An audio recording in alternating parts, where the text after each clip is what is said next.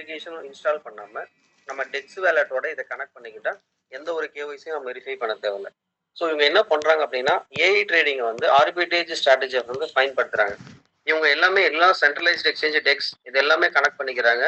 So connect பண்ணிட்டு ஏதாவது ஒரு டோக்கன் வந்து எந்த எக்ஸ்சேஞ்ச்ல வந்து ப்ரைஸ் கம்மியா இருக்கோ, ஸோ அந்த எக்ஸ்சேஞ்ச் எந்த எக்ஸ்சேஞ்சில் வந்து ப்ரைஸ் ஹையரா இருக்கு, த டிஃபரன்ஸ் அந்த ப்ரைஸை மட்டும் கேப்சர் பண்ணி ப்ராஃபிட் வந்து மேக் பண்ணும். ஸோ இந்த ஏஐ எக்ஸ்சேஞ்சஸ் வந்து இந்த ஆர்பிசோ எக்ஸ்சேஞ்ச் பியூர்லி வந்து அந்த ப்ராசஸ் தான் பண்ணிட்டு இருக்கு. ஓகே, ஸோ எந்த ஒரு கேஒய்சி இல்லாம. ஸோ அதனால நமக்கு லாட்ஸ் ஆஃப் பெனிஃபிட்ஸ் இருக்கு. இது இல்லாம இந்த டீம்னுடைய பார்ட்னர்ஷிப்ஸ் தென் டீம் யாரு, இதுக்கான கிரியேட்டர்ஸ் யாரு, ஃபவுண்டர் டாக்டர் ஆதித்யன் சொல்லிட்டு president of Cambridge blockchain association. So இது யூகேல இருக்கு. ஸோ இதனுடைய பிரசிடென்ட் நீங்க கூகுள் அடிச்சிங்கன்னா வரும் மேக்ஸிம். ஸோ அதுல global VP Amir. So the board member of the German blockchain week. So இதுல வந்து போர்ட் மெம்பராக இருக்கிறாரு. அது இல்லாம சீஃப் ஆப்ரேட்டிங் ஆஃபீஸர் ஓகே இந்த ஸ்டீஃபன் மார்க்கெட்டிங் மேனேஜர் சொல்ல போனா. ஸோ இந்த ப்ராஜெக்ட். ஸோ இது இல்லாம இதனுடைய பார்ட்னர்ஷிப் யாரு, ஜப்பான் சாஃப்ட் பேங்க்ஸ். இந்த எக்ஸ்சேஞ்சை ரன் பண்றதுக்கு ஜப்பான் சாஃப்ட் பேங்க்ஸ்ல ஃபண்ட்ஸ் வந்து ரிசர்வ் பண்ணி வச்சிருக்காங்க. நம்ம ஒரு இந்தியன் மார்க்கெட்டா இருக்கட்டும், யூஎஸ் மார்க்கெட்டா இருக்கட்டும், கண்ட்ரியா இருக்கட்டும், எல்லா கண்ட்ரியுமே வந்து ஃபண்ட்ஸ் வந்து எப்படி அச்சடிச்சு வெளியிடுறாங்க, சேம் டிக்டோ ஃபார்முலா தான்.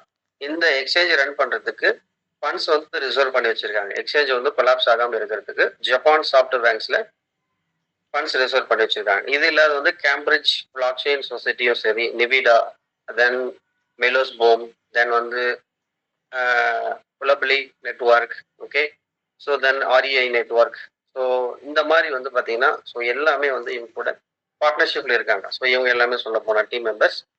தென் இந்த events, so Singapore, Korea, so இந்த மாதிரி வந்து டோக்கியோவில் இந்த மாதிரி வந்து ஈவெண்ட்ஸ் நடந்தது. இப்போ லாஸ்ட்டாக வந்து டோக்கியோவில் நவம்பர் 18th 19th ஈவெண்ட் நடந்தது. ஸோ அது பிஃபோர் வந்து சிங்கப்பூர், அதுக்கு முன்னாடி யூஎஸ். ஸோ இந்த மாதிரி லாட்ஸ் ஆஃப் ஈவெண்ட்ஸ் இந்த ஆர்பிசோ எக்ஸ்சேஞ்சை பற்றி வெளியில வந்து ப்ரொமோட்ஸ் பண்ணிட்டு இருக்கிறாங்க. இவங்களுடைய கோர் பிஸ்னஸ் என்னன்னா perpetual trading, then AI and orbital strategies, the payment system, okay, then ஆர்பிசோ பாஸ்போர்ட், டிஐடி, நம்ம ஃபேஸ் ஐடி நம்ம வந்து இதில் இன்டெகிரேட் பண்றாங்க. இவங்களுடைய ஓன் பிளாக் செயின் வருது. ஸோ இதுக்கு இப்போ வரைக்கும் நம்ம எல்லாமே பிஎஸ்சி செயினை தான் நம்ம யூஸ் பண்ணிட்டு இருக்கோம். தென் யூஎஸ்டிஏ இவங்களுடைய ஸ்டேபிள் கரன்சி. ஆஃப்டர் தட் இவங்களுடைய ஆர்பிசோ பப்ளிக் செயின் வந்ததுக்கு அப்புறம், ஓகே. தென் கோர் ஃபங்க்ஷன்ஸ் நம்ம இதில் எதில் பார்ட்டிசிபேட் பண்ணுறோம், ஓகே. ஸோ இதில் வந்து ஏபிஐ இந்த பிளாட்ஃபார்ம் டோக்கனில் வந்து இந்த ஆர்பிசோவில் வந்து ஏபிஐல தான் நம்ம வந்து ஸ்டேக் பண்ணுறோம். யூசர்ஸ் வந்து பார்த்தீங்கன்னா உள்ள என்ட்ரி ஆகும். அது நேஷனல் ட்ரெஷரி மின்டிங் இருக்கு. ஸோ இப்போ வந்து டைரெக்டாக நம்ம எக்ஸ்சேஞ்சில் பர்ச்சேஸ் பண்ணி நம்ம ஸ்டேக் பண்ணலாம். ஸோ இந்த ஏபிஐ ஸ்டேக் பண்ணுறதுனால நம்ம மற்றவங்களை ரெஃபரல் பண்ணுறதுனால உங்களுக்கு ஏபிஐ ஸ்டேக் பண்ணால் ஏபிஐ உங்களுக்கு ப்ராஃபிட்ஸ் வரும். மற்றவங்களை நீங்கள் ரெஃபரல் பண்ணுறதுனால அவங்க ஏபிஐ ஸ்டேக் பண்ணால் உங்களுக்கு ஷோ கிடைக்கும். ஸோ இதுதான் மெயின் திங்ஸ். இதில் ரெண்டு விதமான டோக்கன் என்னன்னா ஏபிஐ அண்ட் ஷோ. இந்த ரெண்டு விஷயமே மெயின் பார்ட் ஆஃப் த டோக்கனை இந்த ஆர்பிசோ பிளாட்ஃபார்ம்ல இருக்கு. தென் டெக்ஸ் ஆர்பிட்டேஜ், இதில் எங்கெங்கெல்லாம் ப்ராஃபிட்ஸ் வந்து எடுக்கிறாங்க, ஓகே. த லிக்விடிட்டி ப்ரைஸ்னுடைய டிஃபரன்ஸ் ஆர்பிட்டேஜ், தென் ஃபண்டிங் ரேட்னுடைய arbitrage, then on chain token qualifications, on chain scanning. So எல்லா செயின்லையும் வந்து அந்த ஏஐ வந்து ஸ்கேன் பண்ணிட்டே இருக்கும் எங்கே ப்ரைஸ் இருக்கு அப்படின்னு சொல்லிட்டு. ஸோ இது வந்து பைபேக் பண்ணிட்டே இருக்கும். தென் சென்ட்ரலைஸ்ட் எக்ஸ்சேஞ்சில் வந்து ஃபண்டிங் ரேட் ஆர்பிட்ரேஜும், ஃபியூச்சர்ஸ் ஹெட்ஜிங்கும், single assets pricing, direct captures. So இதில் எல்லாத்துலையுமே என்ன பண்ணும் அப்படின்னா வர ப்ராஃபிட்ஸ் எடுத்து பைபேக் பண்ணிட்டே இருக்கும் ஏபி. அந்த ப்ராஃபிட் மாடல் எங்கெங்கெல்லாம் ப்ராஃபிட் மேக் பண்ணுது, ட்ரேடிங் ஃபீஸ். ஸ்பாட் மார்க்கெட்டில் ட்ரேடிங் ஃபீல வந்து 0.15%, ஸ்பாட் டேக்கர் பி ரேட்லையும் 0.25%, ஃபியூச்சர் மேக் பி ரேட்ல 0.05%, ஃபியூச்சர் டேக்கர் ஃபீ ரேட்ல வந்து 0.10%. ஸோ இந்த மாதிரி வந்து பார்த்தீங்கன்னா ஸோ ஆன் செயினில் வர அனுவலைஸ்டு ரிட்டர்னே நியர்பை 50% அபோவ் இருக்கும் அப்படின்னு சொல்றாங்க.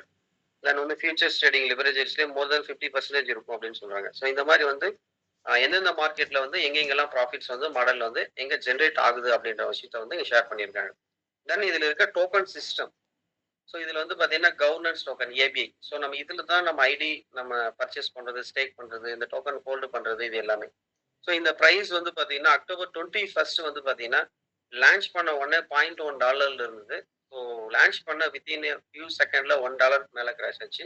ஸோ $1 மேலே போச்சு. இப்போ வந்து $2.75 அட் ப்ரெசென்ட் வந்து $2.75 ட்ராவல் ஆயிட்டு இருக்கு.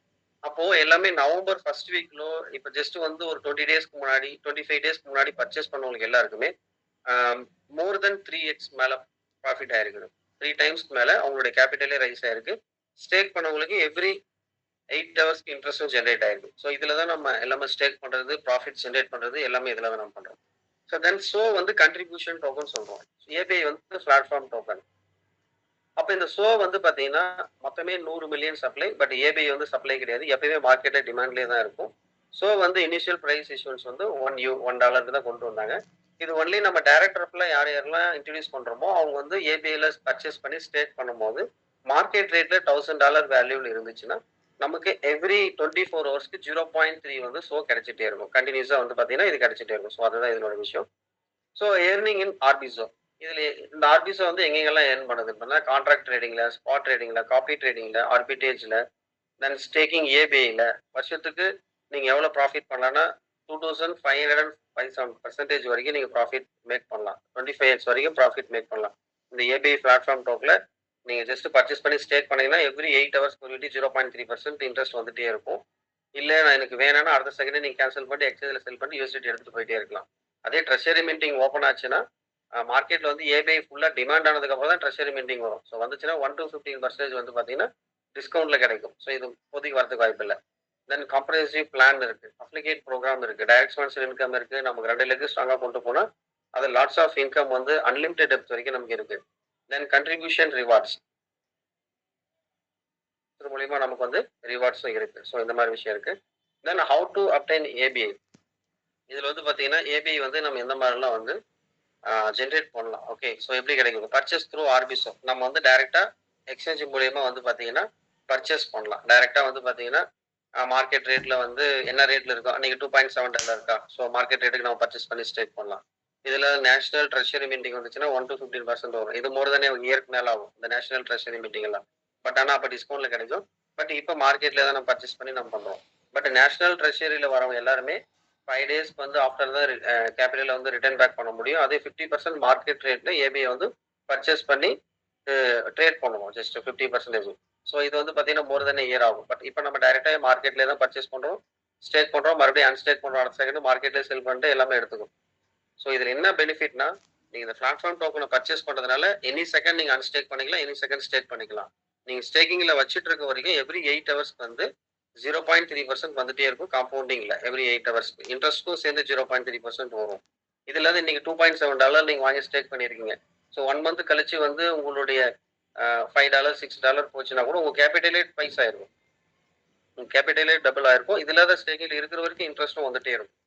ஸோ லாட்ஸ் ஆஃப் பெனிஃபிட்ஸ் இருக்கு. There is no locking system. இங்க எங்க ரேங்கிங் சிஸ்டமும் கிடையாது. இது பியூர்லி எக்ஸ்சேஞ்ச் தான். ஸோ இதுல வந்து பாத்தீங்கன்னா ஸ்டேக்கிங் ப்ரோட்டோகால் மெத்தட்னா மினிமம் நம்மளுடைய டீம் ரிவார்டு வேணும்னா 100 ஏபிஐ வேணும். மார்க்கெட் ரேட்டை பர்ச்சேஸ் பண்ணி பண்ணணும். ஈவன் நீங்க 10 ஏபிஐ கூட ஸ்டேக் பண்ணலாம் மினிமம். இல்ல நான் 50 ஏபிஐ ஸ்டேக் பண்ணாலும் சரி, வாட் எவர் எவ்வளவு வேலையும் பண்ணலாம். பட் டீம் ரிவார்டு நமக்கு வேணும் அப்படின்னா எவ்ரி 8 ஹவர்ஸ் வந்து நமக்கு டீம் ரிவார்டு வேணும்னா ஸோ 100 ஏபிஐ வந்து மினிமம் நம்ம ஸ்டேக் பண்ணிருக்கணும். இதுல கிட்டத்தட்ட 4 விதமான கேட்டகரிஸ் வந்து நம்ம இருக்கு பார்ட்டிசிபேட் பண்ணலாம். டிஃபால்ட்